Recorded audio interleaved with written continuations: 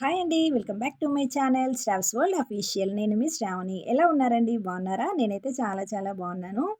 ఎగ్‌తో అయితే రకరకాల రెసిపీస్ అయితే చేయొచ్చు. కానీ మనమంత క్రియేటివిటీ పర్సన్ కాదు కాబట్టి అందుకే మనకు అన్నీ రావన్నట్టు. మనకొచ్చిందల్లా ఎగ్ పులుసు, egg tomato or egg biryani చేస్తాం అంతే.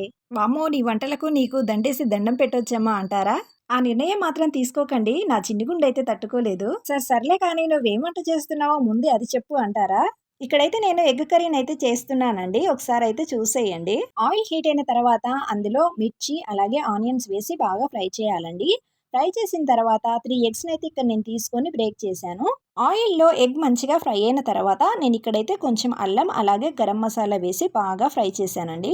ఇలా ఫ్రై చేయటం ద్వారా ఈ మసాలాలన్నీ ఎగ్‌కైతే పట్టి మంచి టేస్ట్ అనేదైతే వస్తుందండి. తర్వాత ముందుగా కట్ చేసి పెట్టుకున్న టమాటాస్‌నైతే వేసుకొని బాగా ఫ్రై చేసుకోవాలి. టమాటాస్ మంచిగా ఉడికిన తర్వాత మూత తీసేసుకొని మరలా కొంచెం సాల్ట్, అలాగే పసుపు వేసుకొని మంచిగా ఫ్రై చేసుకోవాలి. మీలో ఎగ్ కర్రీ ఎంతమందికి ఇష్టమో కమెంట్ చేయండి.